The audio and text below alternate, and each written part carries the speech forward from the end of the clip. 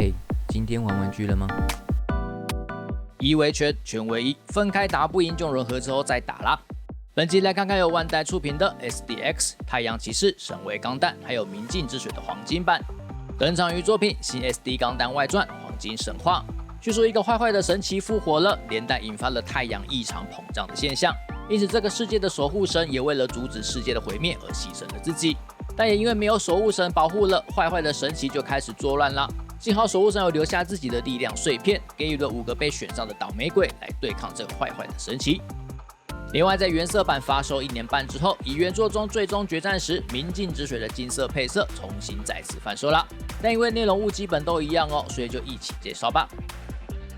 太阳骑士、神威钢弹，只有守护神5个力量碎片的新生洗牌骑士团，为了对抗强大的暗黑神而融合后的样貌。虽然是由5人融合而成，不过是实质意义上的融合哦。因此，太阳骑士是一个全新的独立人格。神路其名是掌管太阳之烈的强大存在，力量足以与神匹敌。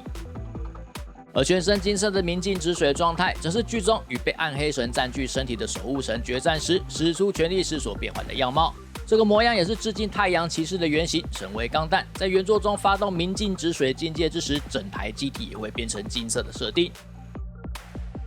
SDX 系列是有比一般 SD 大只哦，但依然还是 SD， 所以加上头的角饰大约就是 10.5 公分。虽然小只，不过具有合金成分哦，重量大概分别是这么重。这款的外形真的非常出色哦，掌握了原设定就有的气势，各部位也因是较高价的收藏产线，该尖的地方就是刺手，完全没有在管你安不安全的问题。面容也修得有够帅气哦，几乎是无死角的帅了。涂装是整只涂装，外露的地方几乎是看不到成型色哦。原色版的白色采用了珍珠白，金色部位采用了香槟金，蓝色则是使用的金属色泽。红色虽然是实色涂装，但采用了雾面来降低胶感。身体的中间可以翻开，里面的宝珠采用了透明零件，里面还可以看到有快要糊在一起的红心王标志哦。明镜之水版也是整只涂装哦，依照原色版不同的颜色部位，采用了不同的金色来呈现。原本白色换成了较暗的雾面金色，本来是金色的部位改成了电镀暖金部分，则是与原来的蓝色部位改成了暗橘金。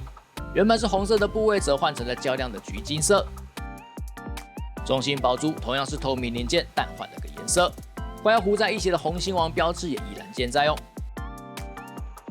头部当然因为外形被干涉很多啦，但是脖子的关节复合式设计依然让整个大头有超乎水准的可动范围。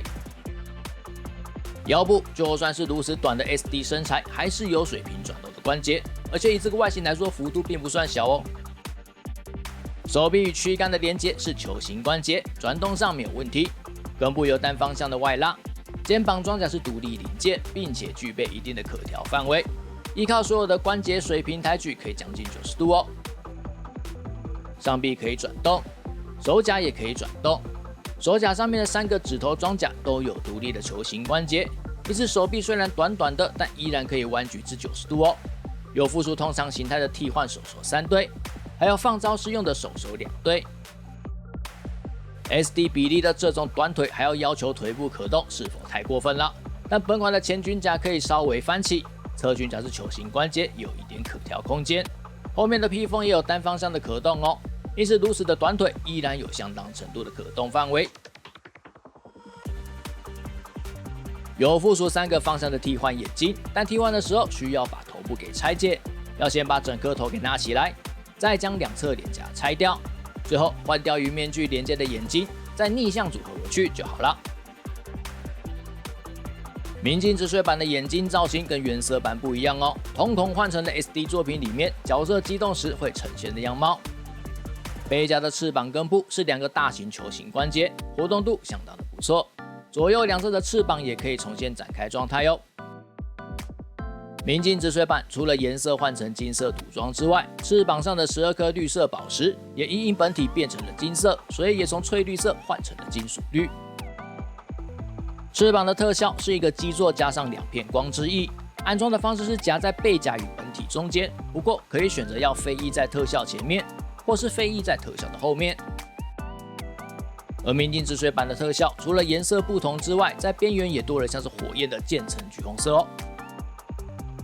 在飞翼后面的日轮圈圈是硬质塑胶的特效零件，原色板是以粉红色为基底的渐层特效，光辉的3色造型很加分哦，但是相当的刺手。明镜止水版的颜色就完全不一样了，整个改成如火焰般的橘红色渐层。装上本体需要替换掉背甲末端的尖角，与特效件连接的尖角有多一个单方向的可动哦，摆姿势的时候可以做角度的调整。神尾掌的特效光球外形相当漂亮，但是猛一看会不知道这是什么。主体是透明软胶，光线特效则是更软的软胶，所以要小心折损。明镜止水板也跟光轮的特效件一样，整颗的颜色都与原色板不同，搭配起全身金色的本体，确实会更有极限输出的感觉哦。最后是神之剑，整把金色电镀有够漂亮，尺寸对上 SD 比例也是很大一把。明镜止水板则是整把都换成的橘金色电镀，同样也是有极限输出的感觉。间隔左右两侧的小翅膀都可以上下摆动，但这边摆姿势的时候常常会忘记调整。另外，神之剑可以与光轮特效剑互动，有附属一块可以替换的光轮特效剑缺角，替换掉中间上面的特效，就可以把神之剑装在上面，重现原作里面剑被召唤出来的样子。古早的元祖 SD 版太阳骑士仅是作为合体部件的一环，因此当时的本体非常的阳春。虽然跟当时的技术力也有关啦，但在商品定位中还是比较像是一个零件，而不是一个个体。因此在多年后能以 SDX 这种高规格产线重生，还是令人相当振奋。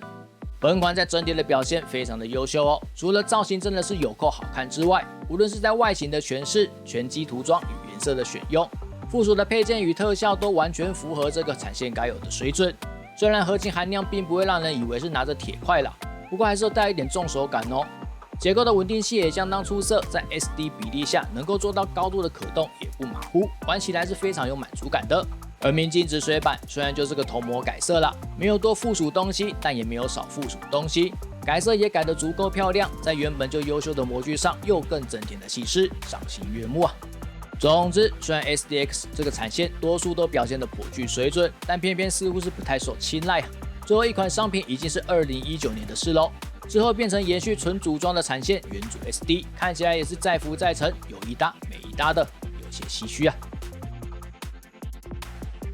就这样，记得点赞、订阅、分享，拜拜。